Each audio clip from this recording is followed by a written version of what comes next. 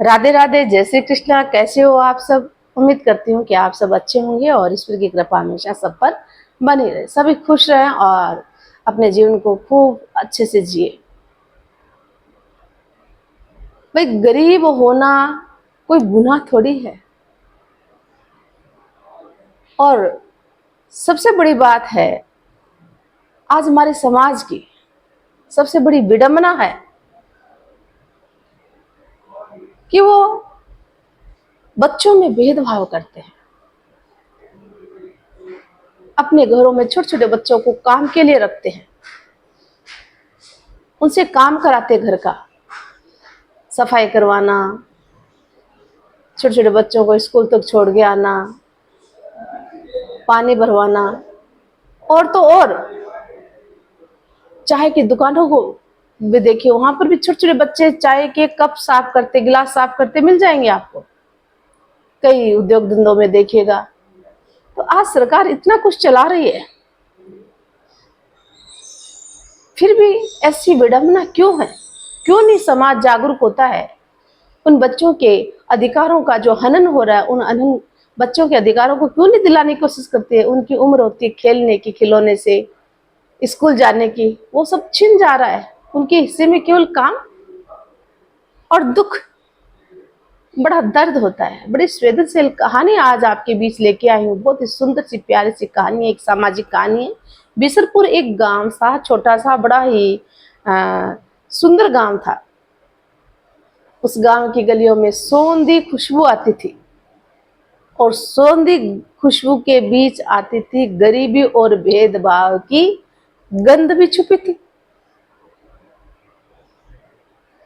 मतलब हर जगह देख लो, गांव हो चाहे शहर हो, हर जगह इस प्रकार का भेदभाव देखने को मिलता है। भाई, मानव मानव सब बराबर है, तो क्यों नहीं हम नीचे तबके के जो लोग हैं उनको ऊपर उठाने का काम करें? परंतु ऐसा कोई नहीं होता, बहुत मुश्किल होता है। कुछ लोग करते हैं, मैं ये नहीं कहती हूँ सभी एक जैसे हैं। अब होता क्या है कि छोटू नाम का एक बच्चा था जिसका नाम था शिव प्रकाश। उसके पिता का साया उसके सर से चला गया। पिता जमींदार के यहाँ जो है नौकरी करते थे, यानी नौकरगिरी करते थे। वही काम छोटू भी करने लगा, 8 वर्ष का मात्र। माँ बेचारी क्या करती, कहाँ जाती, छोटे बच्चों को पालती थी।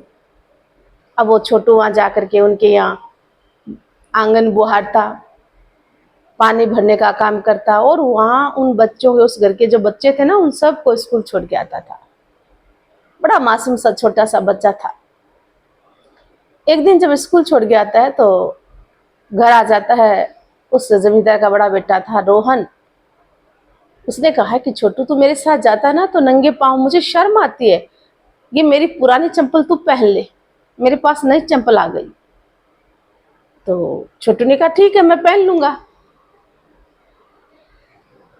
अब वो जैसे उसने मतलब प्रेम जताता ना कोई, तो भावुक हो जाता बच्चा। उसने कहा कि रोहन साहब, क्या मैं आपके साथ स्कूल भी पढ़ने जा सकता हूँ? काम तो मेरा हो जाता है।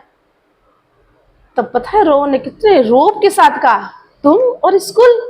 असंभव, ऐसा हो ही नहीं सकता। तेरे पिता ने भी तो ये काम किया था, नौकरी पैसे का, हमारे घर में काम करके, नौकरगिरी करके। क्या तुम पढ़ेगा? असंभव। मतलब छोटे से बच्चे में इतना रुतबा। पता है उस छोटू के आंखों में अश्रुधारा बह गई। वो नीचे गर्दन करके चुपचाप, वो चंपल तो नहीं पहनी, घर आ गया। घर आकर के बड़ा उदास था और माँ तो चेहरे को देखे भांप जाती है। माँ से कोई दुख छुपा नहीं रहता बच्चों का। और माँ ने सर पर हाथ फेरा, उसकी आंखों से अश्रुधारा बहने लग गई कि बेटा क्या बात है, आज इतना तो उदास क्यों है? छोटू ने कहा, माँ क्या गरीब होना गुनाह है? माँ ने कहा, नहीं बेटा, गरीब होना गुनाह हो ही नहीं सकता। गुनाह तो गरीबों की कोई सीमा बांध देना होता है।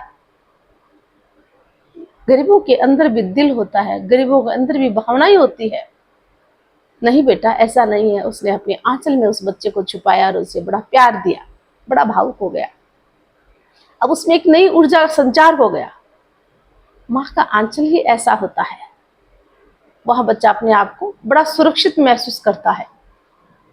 अब हुआ क्या, वो अगले दिन फिर वहां रोहन के यहाँ जमींदार के यहाँ जाता है।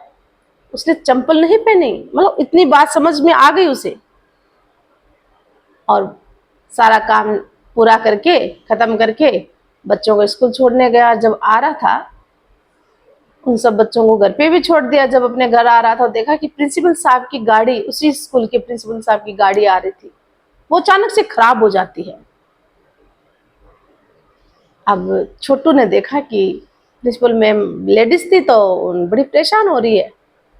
वो दौड़ कर कहीं से पानी लाता है और उनकी मदद करता है, गाड़ी शुरू हो जाती है। बड़ी खुश हो गई प्रिंसिपल महोदया। उसने कहा, बेटा तेरा नाम क्या है? तो उसने कहा, वैसे मुझे प्यार से छोटू कहते हैं, वैसे मेरा शिव प्रकाश नाम है। क्या बेटा तुम स्कूल में पढ़ते हो?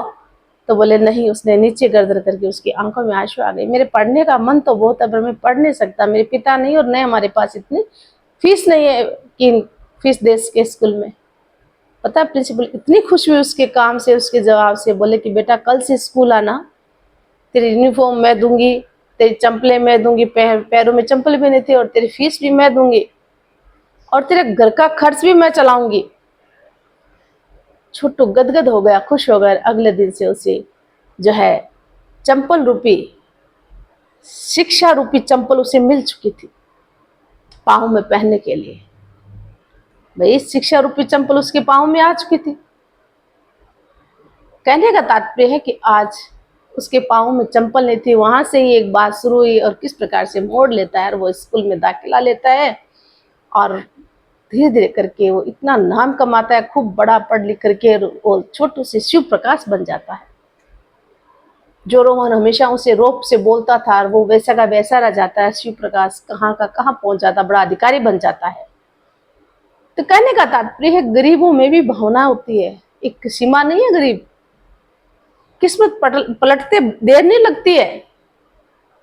भाई बुद्धि तो सबके अंदर है, अधिकार सबको मिले हैं, भावनाएं सब में होती है, बोल नहीं सकते परिस्थितिवश। आज उसकी माँ इतनी खुश थी कि बेटा जो इच्छा से आज तेरी इच्छा ने प्रिंसिपल महोदय ने पूरी करवा दी, खुशहाल जीवन जी रहे थे। तो बहुत कहानी छोटी है, परंतु कहानी की शिक्षा बहुत बड़ी है, बहुत सुंदर शिक्षा है इस कहानी की। भाई इस कहानी से मैं ये सीख लेनी चाहिए कि जिस प्रकार से पक्षी आसमान में विचरण करते हैं, उनकी स्वतंत्रता, पंखों को फैलाकर उड़ना अधिकार होता है, और क्षितिज को छूना, होड़ा होड़ी करना, ये सब कुछ होता है। वैसे ही हर एक बच्चा, चाहे गरीब हो चाहे अमीर हो, एक भावना होती है पढ़ने की, लिखने की, अपने मन की करने की। कुछ ख्वाब होते हैं, उनको भी वो स्वतंत्रता मिलनी चाहिए, वो अधिकार मिलना चाहिए।